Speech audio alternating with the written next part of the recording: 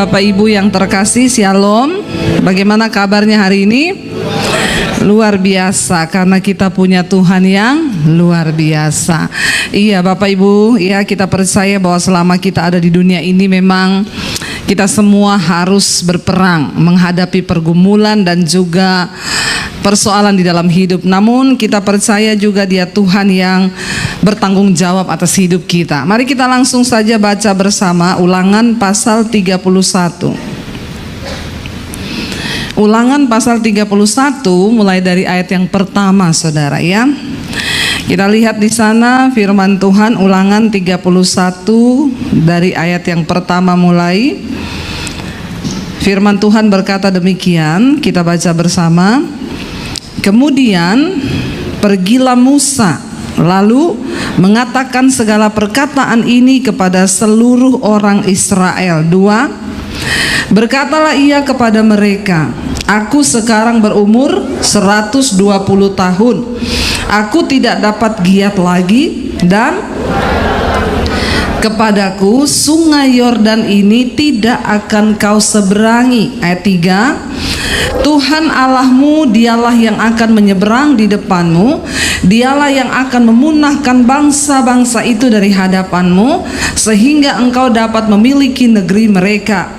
Yosua dialah yang akan menyeberang di depanmu seperti yang difirmankan Tuhan. 4. Dan Tuhan akan menaklukkan terhadap mereka seperti yang dilakukannya terhadap Sihon dan Og, raja-raja orang Amori yang telah dipunahkannya itu, dan terhadap negeri mereka. Ayat 5. Tuhan akan menyerahkan mereka kepadamu, dan haruslah kamu melakukan kepada mereka tepat seperti perintah yang kusampaikan kepadamu. 6.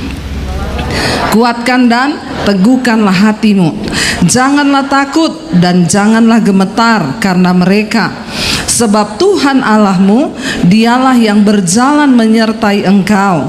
Ia tidak akan membiarkan engkau dan tidak akan meninggalkan engkau. 7. Lalu Musa memanggil Yosua dan berkata kepadanya di depan seluruh orang Israel, kuatkan dan teguhkanlah hatimu, sebab engkau akan masuk bersama-sama dengan bangsa ini ke negeri yang dijanjikan Tuhan dengan sumpah kepada nenek moyang mereka untuk memberikannya kepada mereka, dan engkau akan memimpin mereka sampai mereka memilikinya. 8.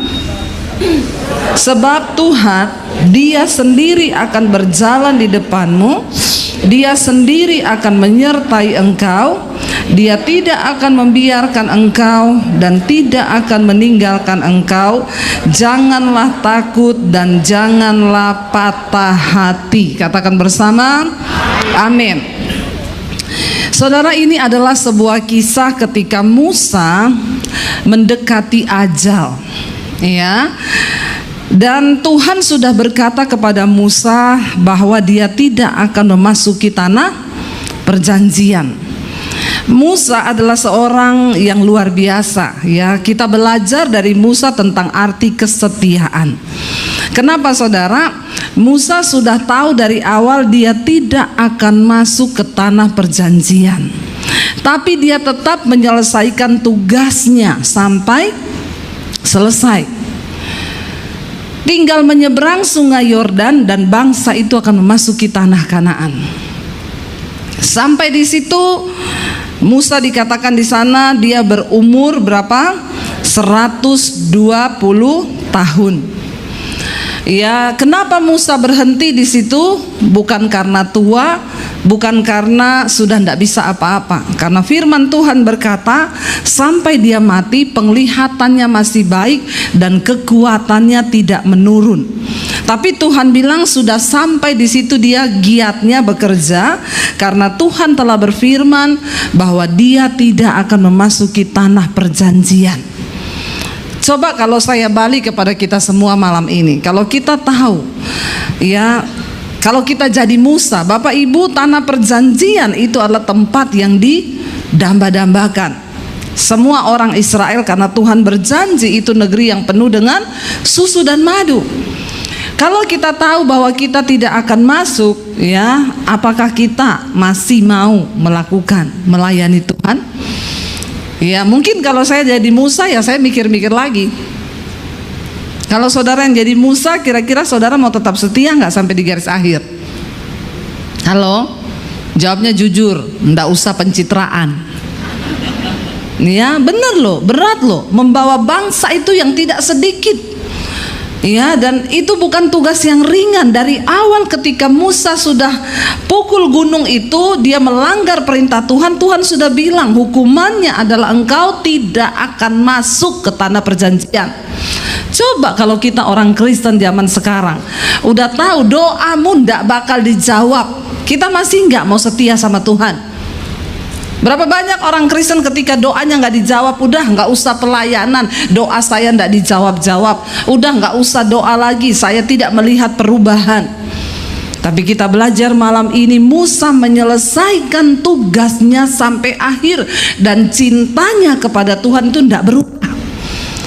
Dia berkata kepada bangsa itu, kamu harus tetap mencintai Tuhan. Ya, dia yang akan berjalan. Tidak sedikit pun cinta Musa kepada Tuhan itu berubah. Walaupun dia tidak melihat tanah perjanjian, dia pernah memohon, Tuhan sudah di depan, tolonglah, aku pengen masuk. Tuhan bilang tidak, aku telah berfirman dan engkau tidak akan masuk. Kita mau belajar malam ini saudara, ya, apa yang bisa membuat kita ini saudara tetap kuat bahkan sampai kita melihat janji Tuhan. Dikatakan di sana, kemudian ya Musa itu memanggil bangsa Israel.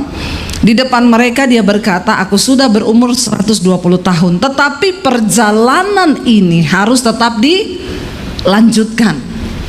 Seberat apapun hidup kita hari ini, kita harus tetap melanjutkan hidup. Siapa di antara saudara yang lagi ada masalah? Angkat tangan. Yang lagi ada masalah saja. Yang tidak ada masalah pulang saja. Ya, yang lagi ada masalah siapa? Tolong angkat tangan. Ya, oh baru ngaku semua ada masalah ya. Ternyata semua ada masalah.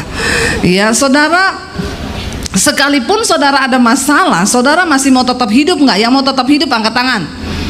Oh, semua masih mau hidup ya. Saya pikir karena ada masalah, sudahlah saya nggak mau hidup lagi, Bu.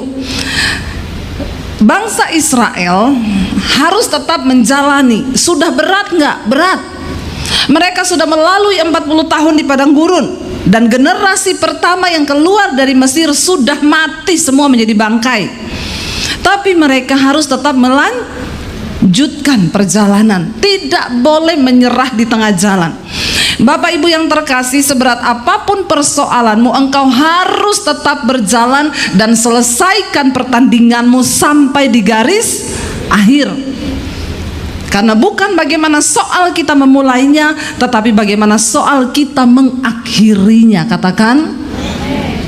Rasul Paulus berkata, saat kematianku sudah dekat, ajalku akan segera tiba, dan aku telah menyelesaikan pertandingan imanku dengan baik.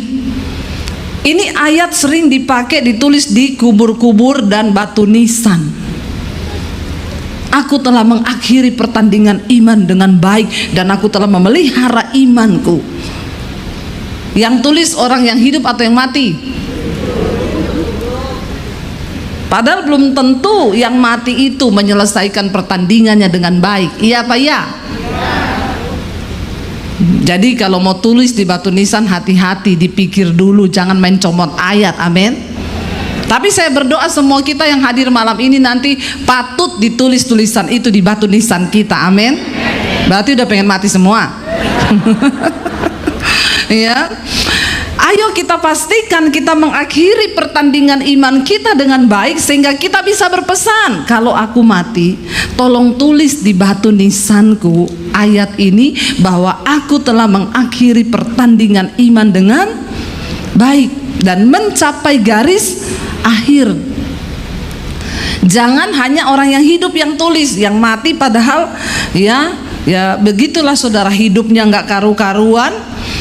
Ya, akhirnya ditulis seperti itu, matinya tabrakan karena lagi mabok. Tulisannya aku telah mengakhiri pertandingan iman, padahal lagi mabok saudara. Ya, hati-hati. Mari bukan soal bagaimana kita memulainya, tetapi bagaimana kita mengakhirinya. Di sana Musa katakan begini, ya, dia akan segera mati, tapi Tuhan berpesan, kamu harus tetap menyeberangi sungai Yordan untuk memasuki tanah perjanjian. Lalu di sana dia katakan begini, Tuhan Allahmu, dialah yang akan menyeberang di depanmu, dialah yang akan memunahkan bangsa-bangsa itu dari hadapanmu, sehingga engkau dapat memiliki negeri mereka. Yosua, dialah yang akan menyeberang di depanmu seperti yang difirmankan Tuhan. Musa meyakinkan bangsa itu bahwa ingat, yang akan menyeberang di depanmu itu Tuhan sendiri yang akan menyertai engkau. Katakan amin. Bukan aku, bukan karena Yosua, tapi berulang-ulang kali dia berkata, dan ayat yang keempat, dan Tuhan akan melakukan terhadap mereka seperti yang dilakukannya terhadap Sihon dan Og, raja-raja orang Amori yang diserahkan ke tangan orang Israel, dibunuh oleh mereka, dan akhirnya mereka bisa lolos dari tangan orang Amori. Saudara, mari kita sadari malam ini bagaimana supaya kita menang dalam pertandingan hidup ini. Yang pertama, sadarilah Tuhan yang akan menyertaimu. Katakan, jangan cari pendeta, ya, jangan cari bapak gembala, tapi cari Tuhan. Kenapa saudara? Ketika Yesus disalib kita masih merayakan Paskah, ya.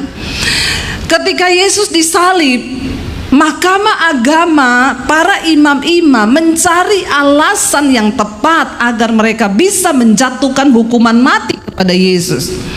Bahkan tidak tanggung-tanggung didatangkan saksi-saksi palsu untuk memberatkan Yesus di depan mahkamah agama supaya dia bisa diseret, digantung di kayu salib. Tapi Alkitab mencatat ternyata kesaksian dari para saksi palsu tidak cukup memberatkan untuk Yesus layak dihukum mati. Lalu bingung mahkamah agama dan para orang Farisi, imam-imam itu, bagaimana supaya dia ini mati. Lalu ada satu orang yang berkata, bukankah dia ini yang berkata, aku akan merobohkan bait Allah dan membangunnya dalam waktu 3 hari. Ketika mendengarkan itu, mahkamah agama, para imam dan orang Farisi yang ada bersama-sama dengan mereka semuanya menjadi marah. Yesus tidak membutuhkan saksi palsu untuk membawa dia disalibkan, karena memang dia datang untuk mati. Yesus bukan pecundang yang harus memakai saksi palsu. Dia harus datang untuk mati dengan sebuah alasan yang tepat. Dan itu adalah alasan yang paling tepat. Dia berkata, aku akan merobohkan bait Allah dan membangunnya kembali dalam waktu 3 hari. Kenapa orang Farisi, para imam, mahkamah agama menjadi marah besar? Karena bagi mereka bait Allah itu adalah sebuah bangunan yang sangat penting dan itu sakral. Kenapa Bapak Ibu? Karena disitulah tempat mereka bertemu dengan Tuhan. Para imam akan masuk ke ruang maha suci untuk mempersembahkan korban kepada Allah dan menerima korban penebus dan pengampunan dosa bagi umat. Tetapi zaman itu para imam yang akan masuk ke ruang maha kudus itu harus benar-benar kudus. Kalau tidak, dia mati di dalam ruang maha kudus. Makanya dulu para imam kalau akan bertugas, saya baca di Alkitab, mereka sampai takut tidur kalau malam. Kenapa Bapak Ibu? Karena kalau sampai dia mimpi basah, dia mati di dalam ruang maha kudus itu. Betapa kudusnya Tuhan. Ketika dia masuk di ruang maha kudus, dia harus diikat kakinya pakai gelonceng yang menandakan bahwa dia masih hidup. Kalau gelonceng itu masih bunyi, berarti imam itu masih hidup. Tapi kalau lonceng itu sudah tidak berbunyi, maka dipastikan imam itu mati sudah di dalam ruang maha kudus, karena kekudusan Tuhan membakar dia yang tidak kudus. Betapa kudusnya Tuhan itu, Ya, zaman sekarang banyak orang melayani Tuhan, habis bersinah naik di atas mimbar, hidupnya belum beres sudah melayani Tuhan. Ya, kalau kita belajar saudara, betapa luar biasa kekudusan Tuhan, dan dia belum berubah, dia masih tetap sama Allah yang kudus, yang harus kita hormati. Katakan amin. Saudara, ketika Yesus mati, pemisah antara ruang maha kudus dengan ruang kudus halaman pelataran, Alkitab berkata itu tabir terbelah menjadi dua. Artinya apa? Tidak ada lagi pemisah antara umat itu dengan Bapa. Tidak perlu lagi imam masuk untuk mendamaikan dosa umat dan Allah. Semua kita mendapatkan hak istimewa untuk berjumpa dengan Tuhan secara pribadi. Tidak usah pakai perantara. Musa berkata bukan dia, bukan juga Yosua, tapi Tuhan sendiri yang akan membawa mereka masuk. Tuhan sendiri akan berperang melawan bangsa-bangsa itu. Mereka hanya tinggal berjalan saja. Apa yang bisa membuat kita menang menghadapi setiap pergumulan di hidup kita? Engkau harus taruh imanmu kepada Tuhan, bukan kepada pendeta, tetapi hanya kepada Tuhan yang sanggup menolong hidup kita. Katakan amin, Bapak Ibu. Jangan mengandalkan manusia, jangan mengandalkan pendeta, jangan andalkan saudaramu yang kaya, jangan andalkan siapapun, tapi taruh harapanmu hanya kepada Tuhan. Bahkan jangan taruh harapanmu pada harta, karena itu semua bisa hilang.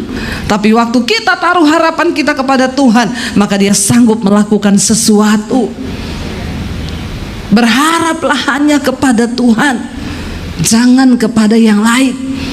Saudara, Musa berkata dia sendiri akan berjalan di depanmu. Ya, Tuhan akan menyerahkan mereka kepadamu, dan haruslah kamu melakukan kepada mereka tepat perintah yang kusampaikan kepadamu. Kuatkan dan teguhkanlah hatimu. Tidak mudah saudara, tapi setiap kita harus percaya. Yang kedua saudara, apa yang harus kita taruh di dalam hati kita, bahwa peperangan dalam hidup ini ya memang akan mungkin banyak masalah yang kita hadapi dalam hidup ini. Peperangan ya, kita akan menghadapi pertempuran iman. Tapi percayalah, semua masalah itu pasti ada time limit, masa selesainya. Katakan amin. Enggak ada masalah satupun yang tidak ada masa selesainya. Semua ada masa selesainya. Tidak mungkin guru matematika berkata gini, anak-anak hari ini kita ujian matematikanya sampai kapan? Sampai selama-lamanya. Ada? Enggak. Semakin mudah soal, semakin cepat waktunya. Semakin sulit soal itu, semakin lama. Kita yang sekolah dulu tahu ya, kalau bahasa Indonesia hari ini kita ulangan bahasa Indonesia, waktunya hanya 30 menit karena mudah. Amin. Tapi begitu dibilang kita hari ini ulangan matematika, biasanya matematika berapa jam? 2 jam biasanya ya, bahkan bisa ada perpanjangan waktu. Karena memang matematika itu sulit. Saudara, semakin cepat nih ya, semakin sulit persoalan kita, semakin besar kemuliaannya, maka ada batasan waktu. Tetapi jangan engkau berputus asa. Dikatakan tadi, jangan tawar hatimu, jangan patah hati, tetaplah nantikan Tuhan. Saya tadi baca satu kesaksian orang masuk di WA saya, Bu, saya mau bersaksi, saya dari Ambon. Saya ini suami yang saya ini selingkuh terus ya, kerjaannya saya selingkuh terus ya. Kenapa dia selingkuh? Karena istrinya buta. 4 tahun istrinya buta, sakit katarak, tidak punya uang untuk operasi ya, buta saudara 4 tahun ya, dan akhirnya nggak bisa operasi karena nggak punya uang. Bayangkan ya, saya yakin tidak adalah bapak-bapak yang menderita seperti itu. Tapi walaupun istrinya buta, tidak boleh selingkuh bapak-bapak ya, amin. Ya, istrinya buta 4 tahun, ya, tidak bisa operasi karena tidak punya uang. Lalu akhirnya suaminya ini selingkuh sampai akhirnya satu kali dia bilang dia didatangi satu roh yang mau mencekik lehernya. Ketika dia rasa dia mau dicekik oleh iblis itu, dia berseru sama Tuhan, lalu Tuhan bilang, mulai sekarang kamu bertobat, baca Alkitab. Lalu dia mulai baca Alkitab dan dia mulai lihat YouTube, saudara. Lalu dia berkata, saya temukan channel Ibu Mesbah Doa. Lalu saya mulai mendengarkan khotbah-khotbah Ibu. Saya dituntun untuk bertobat. Semakin saya mencoba untuk bertobat, tantangannya itu semakin berat. Saya tergoda untuk selingkuh terus, tapi saya harus melawan itu. Dia bergumul, dia dengerin khotbah-khotbah. Saudara, kalau engkau sedang bergumul dengan satu dosa, ya berjuanglah, berjuang ya sampai engkau bisa merdeka, sebab Tuhan memiliki dan Dia sanggup memberi kita kuasa untuk merdeka. Dia berjuang, dia dengerin khotbah-khotbah saya, saudara, dia dengerin firman Tuhan, Tuhan beri dia kekuatan, akhirnya dia bertobat. Singkat cerita, ketika dia bertobat, dia mulai berdoa untuk istrinya yang buta.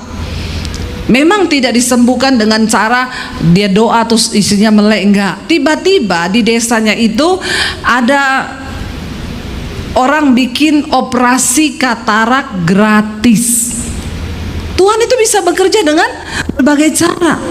Walaupun cukup lama 4 tahun, tapi saya percaya itulah waktu dan proses Tuhan buat keluarga ini. Ya, tadinya suaminya sudah stres lihat istri yang buta, nggak bisa melihat, makanya akhirnya dia kecewa mungkin. Lalu ada perempuan, ya. Jadi saudara, orang selingkuh itu bukan cuma orang kaya, miskin juga banyak yang selingkuh. Tapi di sini tidak ada. Insya Allah tidak ada yang selingkuh. Amin. Saudara, akhirnya dia bergumul dan saya melihat di situ ya bahwa Tuhan itu turut bekerja loh. Memang 4 tahun itu bukan waktu yang singkat, bukan waktu yang singkat. Nunggu istri yang buta tidak mudah, saudara, bagi seorang suami. Tapi akhirnya Tuhan ketika dia bertobat, maka ada jalan keluar yang Tuhan beri. Ya, semua masalah itu ada time limitnya, ada waktu selesainya. Dan Tuhan itu mau beresin satu persatu ketika kita juga mau dibenerin.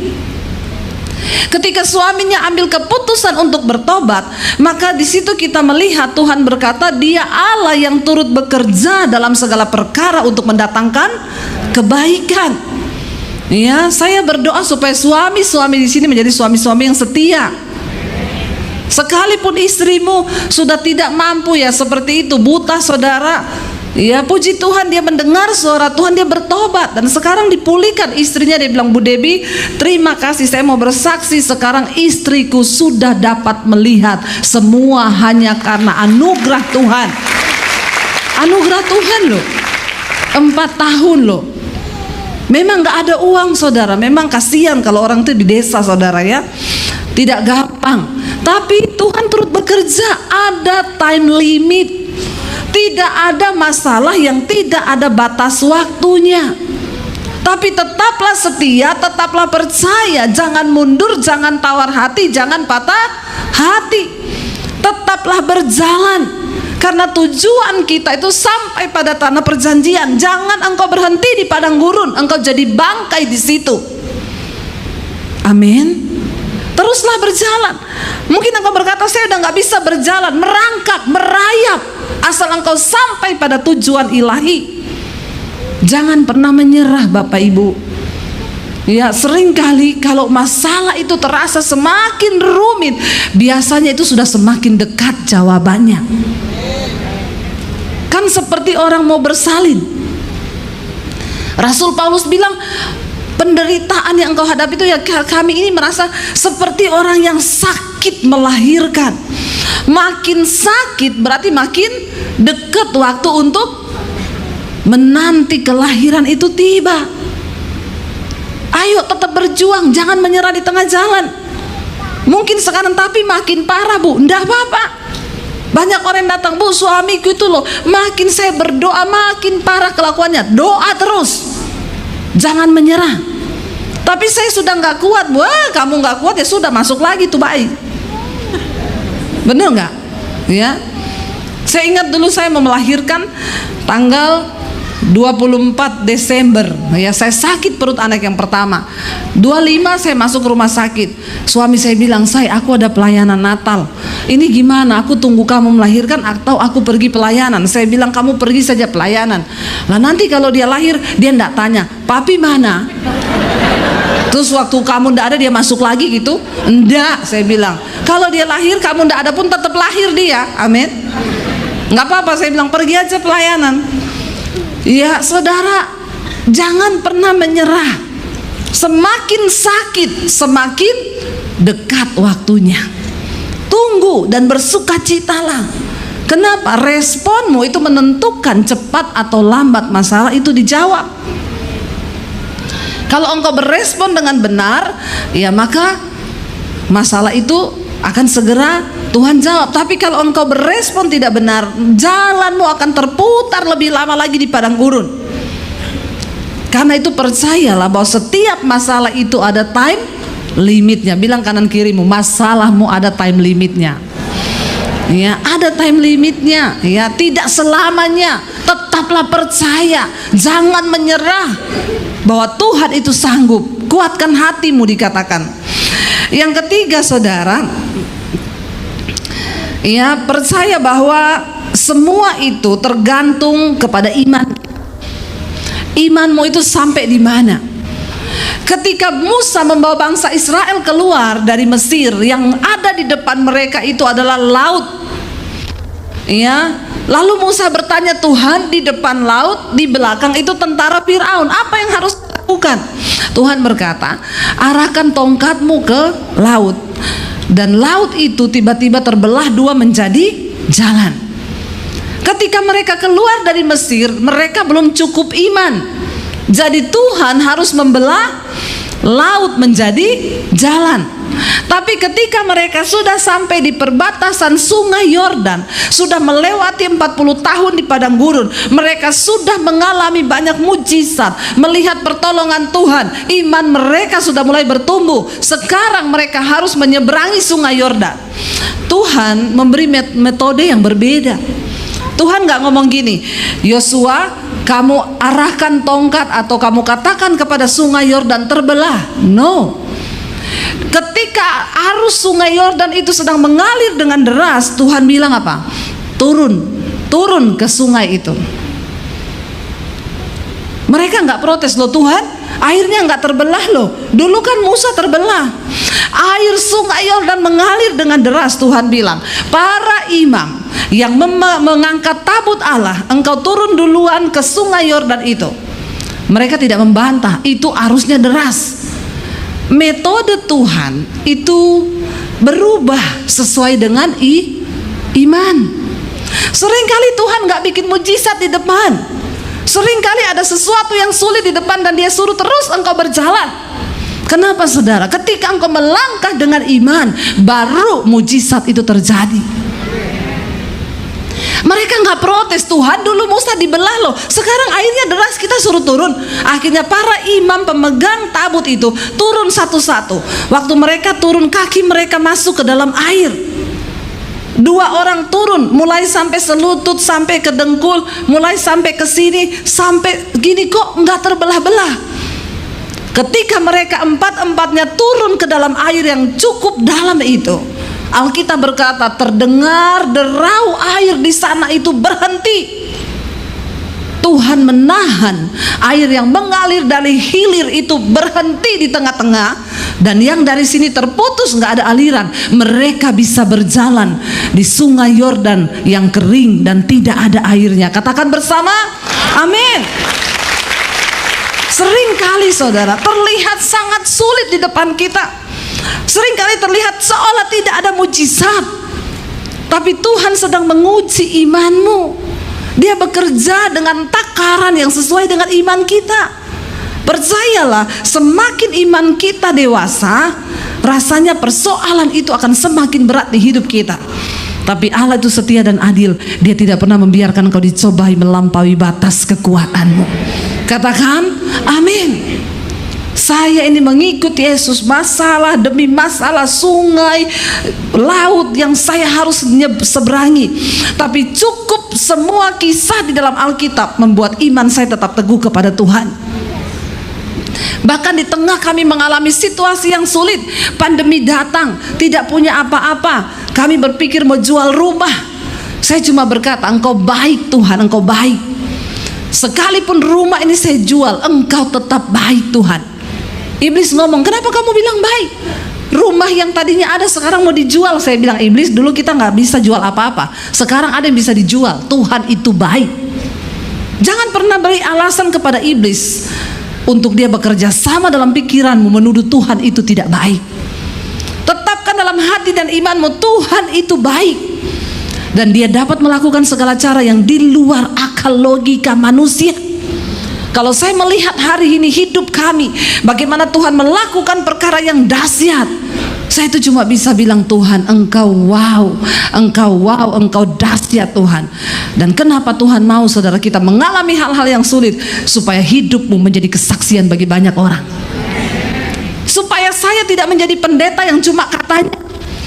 Banyak pendeta bisa ngomong tapi hanya katanya. Dan firman itu tidak menjadi hidup bagi jemaat. Ia tidak mengalami. Ya, kita ketika berkata, saudara, ketika engkau tidak punya uang, mampukah engkau bersyukur?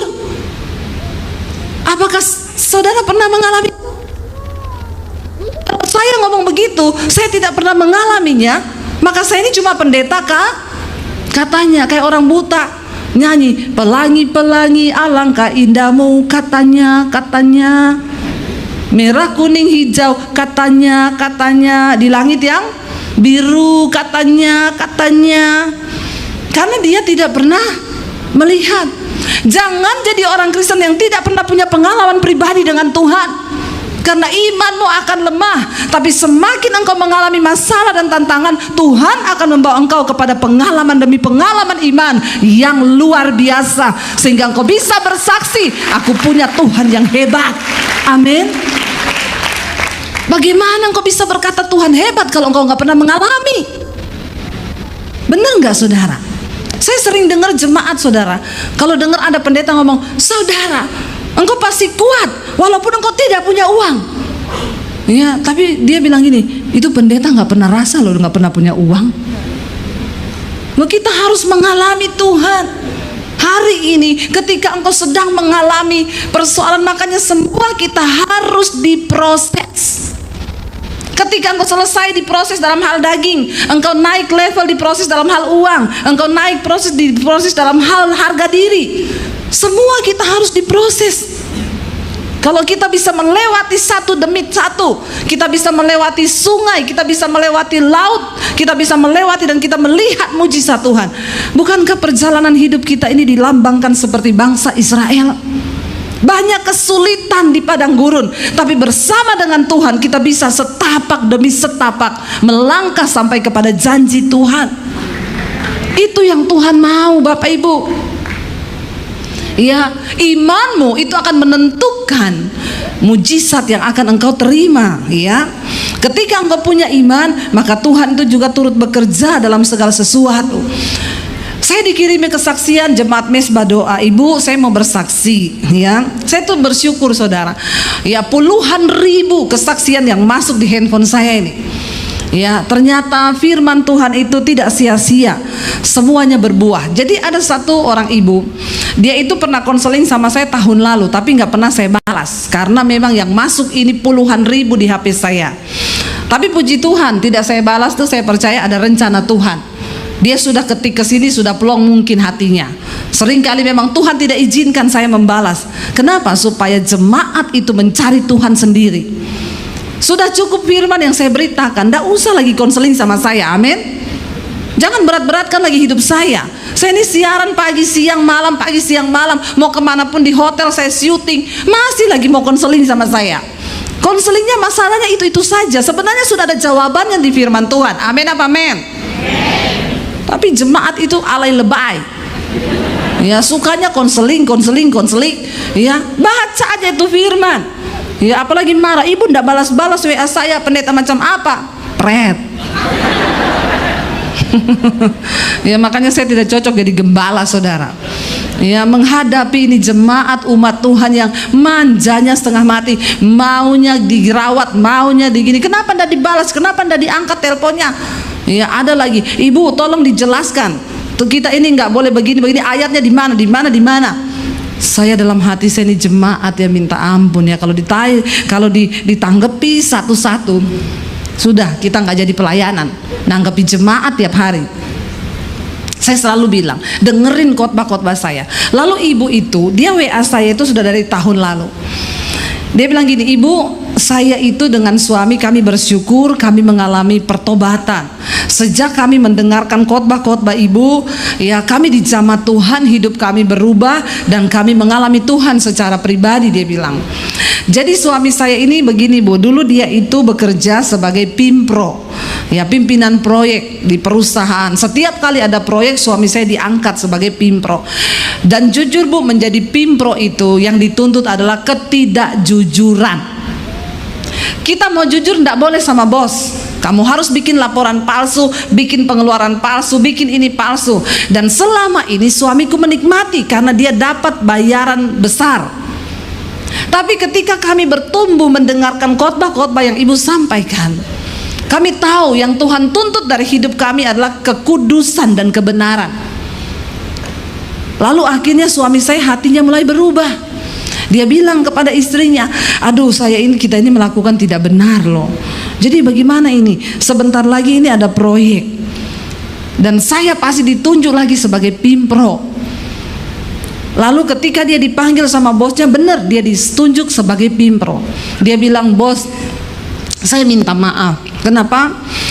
Saya tidak mau jadi pimpro lagi. Loh kenapa? Kamu tuh bodoh ya. Semua orang tuh pengen loh jadi pimpro. Tapi saya ndak pengen, bos. Kenapa? Aku ndak mau berdosa. Bosnya tertawa. Kamu itu masih hidup di dunia. Hidup di dunia ndak mau berdosa. Tapi saya sudah mengenal kebenaran. Tapi ndak apa-apa. Karena Alkitab juga berkata, anak buah harus tunduk kepada atasan. Oh, pakai firman loh. Ya kamu juga kan tahu firman. Alkitab bilang kan, ya karyawan itu tunduk kepada bos. Dia bilang, tapi saya tidak bisa membohongi hati nurani saya. Loh kamu dapat bayaran loh. Dan ternyata tahun lalu itu istrinya itu ada WA saya, Bu Debbie, apa yang harus kami lakukan? Karena di satu sisi bu, kami kehilangan uang. Anak-anak kami harus sekolah. Tapi di sisi lain, hati nurani kami itu sudah tidak bisa lagi melakukan dosa. Bapak Ibu, ketika engkau bertumbuh, rohanimu itu hidup. Dan ketika rohmu hidup, Tuhan berbicara lewat rohmu. Firman berbicara dalam rohmu. Tidak perlu pendeta harus ngomong, tapi Tuhan yang akan menuntun. Lalu mereka berdua bersepakat, tidak, kita harus bersikap, ambil sikap untuk tetap hidup dalam kebenaran. Kita sama-sama berdoa. Dan akhirnya mereka tetap menolak. Dipaksa sama bosnya, dia tidak mau. Dan dia siap untuk kehilangan pekerjaan. Saudara, udah 1 tahun kemudian baru saya baca tadi. Dia bilang, saya bersyukur ibu tidak jawab WA saya. Sekarang saya cuma mau kesaksian Ibu Debbie. Ya masih ada chattingannya tahun lalu, itu belum kehapus. Saya baca. Kami mau kesaksian, puji Tuhan bu, Tuhan itu ada dan dia hidup dan dia tidak pernah meninggalkan orang-orang yang mau hidup benar. Puji Tuhan, akhirnya suami saya berhasil menolak sebagai pimpro karena dia tidak mau berdosa. Dan hatinya damai sejahtera bu. Tapi puji Tuhannya lagi bu, sekarang suami saya malah jadi staf. Dan dia bisa terbebas dari dosa itu. Dia tidak disuruh bikin mar'ap palsu, laporan palsu. Dan kami hidup memang tidak dapat tunjangan dari pimpro yang lebih besar dulu, tapi damai sejahtera kami tidak dapat dibeli dengan uang. Dan Tuhan ajaib, dia mencukupi segala kebutuhan kami. dan kami hidup dalam damai sejahtera. Bapak Ibu, ya, kita lihat di sini bahwa ya, lakukan sesuatu ketika engkau sedang ada dalam tantangan. Seringkali tantangan yang terjadi itu Tuhan izinkan untuk melihat sikap hati kita. Apakah kita mau sungguh-sungguh tetap dalam kebenaran, atau kita tergiur dengan hal-hal yang berbau dosa? Kita tidak akan pernah melihat campur tangan Tuhan dalam hidup kita. Mungkin ada orang yang kelihatannya sukses, dia diberkati, tidak pernah kekurangan. Bukan diberkati, ya kaya, karena diberkati dan kaya itu beda. Ada orang kaya tapi itu bukan berkat Tuhan, karena setan bisa beri kekayaan. Tapi berkat yang dari Tuhan itu ada damai sejahtera. Ya, dan tujuan Tuhan adalah membawa kita, memindahkan bangsa Israel itu dari Mesir, tempat perjanjian, masuk ke tempat perbudakan, masuk ke tanah perjanjian, di mana mereka bisa menikmati damai sejahtera yang dari Tuhan. Di Mesir mereka tidak kekurangan apapun. Di Mesir mereka makan daging enak. Makanya ketika di padang gurun mereka marah-marah, "Kenapa Musa engkau bawa kami ke sini? Lebih baik kami di Mesir, di sana kami makan daging, kami makan apa, puas semuanya, walaupun kami diperbudak." Tuhan tidak mau saudara engkau cuma menjadi kaya, tapi Tuhan mau engkau diberkati. Kenapa? Karena kaya saja belum tentu diberkati. Kaya saja tidak mampu membawa damai sejahtera. Tapi orang yang diberkati karena dia hidup dalam kebenaran, hidupmu disertai damai sejahtera. Dan itulah hal kerajaan sorga. Tuhan mau kita hidup dalam sorga, walaupun kita masih di bumi. Ada kebenaran, damai sejahtera, dan sukacita yang dari Tuhan. Katakan amin. Ya, jangan tertipu dengan dunia ini. Ya, mari kita sama-sama mau berubah, tanya pada Tuhan apa yang Tuhan mau bentuk, apa yang Tuhan mau rubah dari hidup kami. Dan yang terakhir saudara, jangan engkau biarkan keteganganmu, persoalanmu itu berubah menjadi ketakutan. Masalah tetap masalah, tapi ketakutan itu kita yang undang. Masalah itu semua orang akan alami, tapi responmu engkau menjadikan itu sebagai ketakutan atau intimidasi, itu adalah pilihanmu. Makin stres kita, Alkitab berkata dengan kekhawatiranmu, dengan ketakutanmu, engkau tidak bisa mengubah apapun di hidupmu. Jadi daripada saudara khawatir, lebih baik belajar percaya, bernyanyi, dan teguhkan imanmu kepada Tuhan. Amin. Sama-sama kan? Kita mau marah-marah, kita mau khawatir, kita mau takut, sama aja kan? Tidak ada yang berubah kan? Tapi ketika kita mulai belajar percaya, nyanyikan pujian, naikkan penyembahanmu, justru Tuhan sanggup bekerja. Makanya Musa berkata, jangan takut ya. Berulang kali kuatkan dan teguhlah hatimu, jangan takut dan gemetar. Siapa yang bisa menguatkan hati kita? Tidak ada orang lain, dirimu sendiri. Katakan, aku harus menguatkan hatiku. Kita nggak bisa saudara minta sama orang untuk kuatkan hati. Iman kita dengan Tuhan, sikap hatimu dengan Tuhan, itulah. Makanya ayat ini berkata, teguhkanlah hatimu, kuatkanlah hatimu, dan jangan takut, jangan gemetar.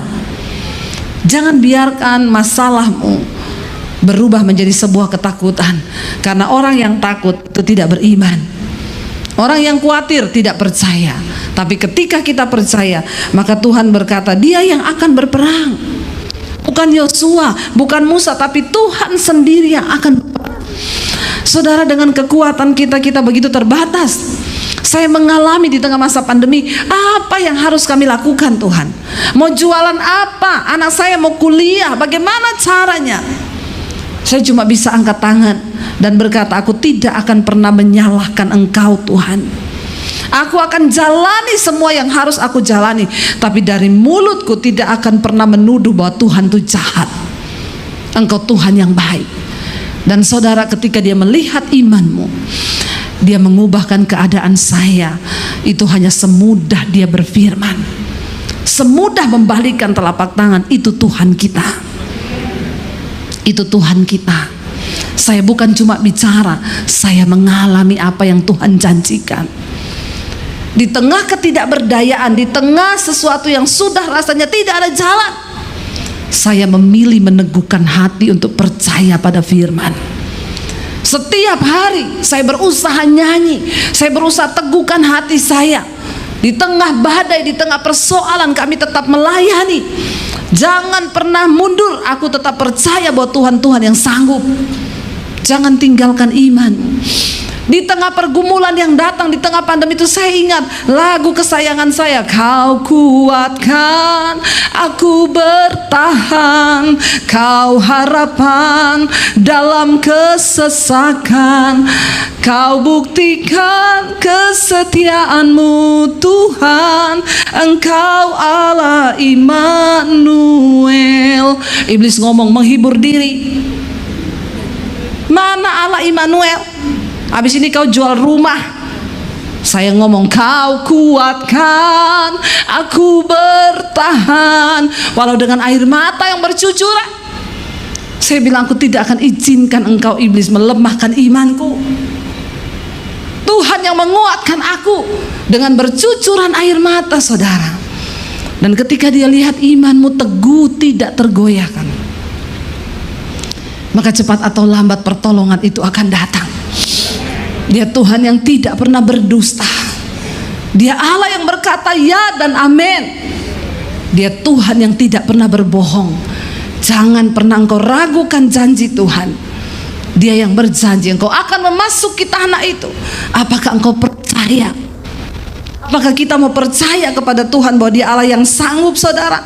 Ketika kita percaya, maka jangan biarkan persoalan itu berubah menjadi ketakutan. Engkau berhak memilih hari ini.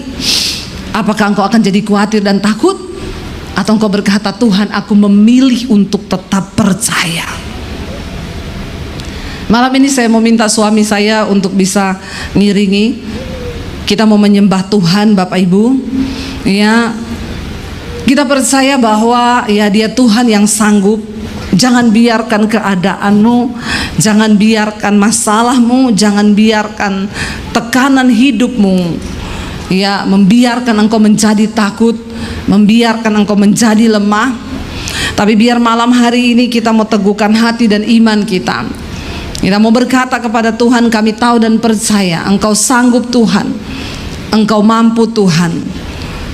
Biar kita mau berkata di hadapan Tuhan bahwa hanya Dia yang bisa mengubah segala keadaan kita, Bapak Ibu.